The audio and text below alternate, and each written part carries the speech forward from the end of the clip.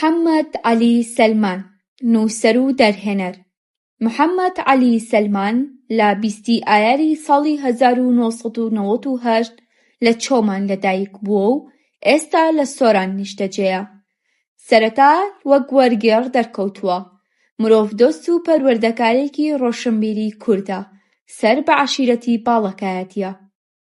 بڕوانەمەی بەکالۆریۆسی هەیە لە بەشی سیاسەت و پەیوەندیە نێودەوڵەتیەکان لە زانکۆی سۆران.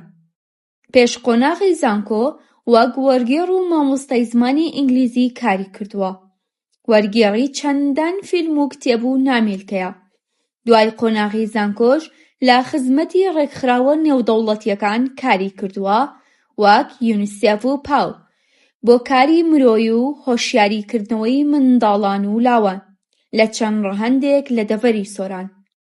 هەروەها یەکێکە لە دەنگە دامەزرێنەرەکانی پشت ڕێکخراوی زێدەمن، ڕێکخراوێک کە گرنگی بە هۆشیاری و پاراستنی ژینگە و خێرخوازی و پاراستنی کلتوری دەدات.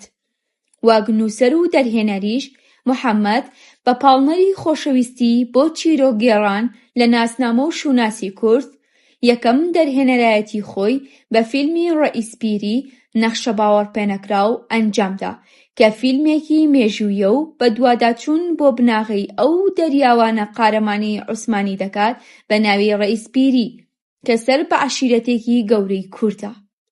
لەناو کوردان وەک پێویست ناسراو نەبوو. وا یەکەم کتێبی خۆشی هەر لەسەر ئەم زانایە بڵاو کردەوە بە ناوی ڕەئیسپیری، ئەو کوردەی ئەمریکای دۆزیەوە. 3 ساڵ کاری بۆ نووسینی ئەم کتێبە کرد. بەرهەمی نوێی محەممەد بە ناوی ڕێوازفرۆش لە چاویلکەی چیرۆکێکی بەهێزی ناوخۆییەوە قوڵ دەبێتەوە لە سروشت و سەخت و چارەنووسی ڕێوازفرۆشێک.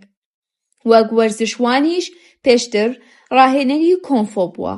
بڕوانامەی نێودەوڵەتی هەیە لەم بوارە کە فۆکەس و هێز و ئیرادە دەهێنێتە ناو هەموو هەوڵداهێنەر و کۆمەڵایەتیەکانەوە لە ڕێگەی فیلم و چالاکی و پەروەردەوە. بەردەوامە لە بەرزکردنەوەی میراتی کورد و هاوسۆزیەتی جیهانی دەیسەلمێنێت کە یەکدەنگ دەتوانێت لە سەرانسەرینەوەکاندا دەنگ بدات.